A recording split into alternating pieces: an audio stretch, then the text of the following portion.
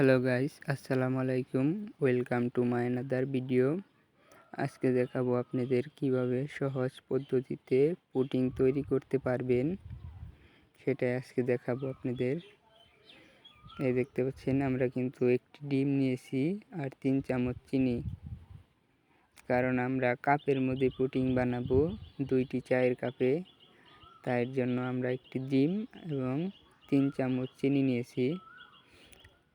হাঁসের ডিম নিয়েছি, আপনারা চাইলে কিন্তু মুরগির ডিমও নিতে পারেন। এই দেখতে পাচ্ছেন আমরা কিন্তু এটি ভালোভাবে ফেটে নিচ্ছি। ভালোভাবে ফেটে নিলে পুডিংটা কিন্তু ভালোভাবে ফুলবে এবং সফট হবে, নরম হবে। এবং এই যে দেখতে পাচ্ছেন আমরা চায়ের কাপের 2 কাপ কিন্তু আমরা দুধ নিয়ে নিচ্ছি। আপনারা অবশ্যই দুধটা ঘন করে নেবেন। আমরা কিন্তু হালকা পাতলাই নিয়েছি। আপনারা চাইলে ঘন করতে পারেন, কারণ পুডিংয়ের দুধ যত ঘন নেবেন এই ডিমের গন্ধটা আসবে না। মনে হবে যে আপনি ছানা খাচ্ছেন, এরকম মনে হবে। এই দেখতে পাচ্ছেন আমরা কিন্তু পাতিলে পানি, ওই পানির মধ্যে কিন্তু কাপ 2টা বসিয়ে দিয়েছি। পানি কিন্তু একটু নিচে রেখেছি কাপের, জানি পানি বলকালে কাপের ভিতরে পানি না প্রবেশ করে। এই দেখতে পাচ্ছেন আমাদের পুডিং কিন্তু জাল দেওয়া হচ্ছে। পুডিং কিন্তু হয়ে গেছে আমাদের পুডিং। এই যে দেখতে পাচ্ছেন আমরা কিন্তু পুডিং, এই দেখেন সুন্দরভাবে, খুবই সুন্দরভাবে পুডিংটি হয়ে গেছে কাপের ভিতরে। আপনারা চাইলে কিন্তু খুবই সহজেই পুডিং ঘরে বসেই বানিয়ে নিতে পারবেন। এই দেখতে পাচ্ছেন আমাদের পুডিং। কারা কারা আপনারা পুডিং খেয়েছেন অবশ্যই বলবেন। আমরা কিন্তু ফ্রিজের ভিতরে রেখেছিলাম, কারণ পুডিং, গরম পুডিং খেতে মজা না, তাই ফ্রিজের ভিতরে ঠান্ডা হওয়ার জন্য রেখেছিলাম।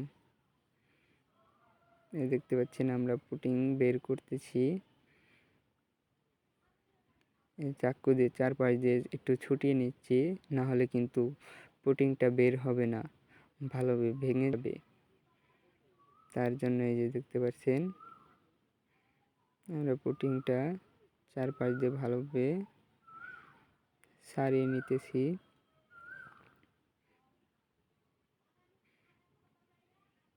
এই দেখেন কত সুন্দর আমাদের পুডিং, কিন্তু কাপের মধ্যে দিয়েছি তাও কিন্তু ভাঙে নেই, অনেক সুন্দরভাবেই কিন্তু পুডিং হয়ে গেছে আমাদের।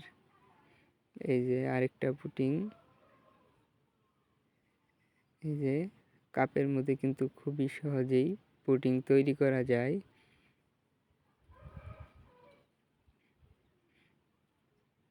খুবই অল্প পরিমাণের জিনিস দিয়ে আপনারা পুডিং তৈরি করতে পারবেন। দেখতে পাচ্ছেন আমাদের 2টা পুডিং কিন্তু খুবই সুন্দরভাবে হয়ে গেছে।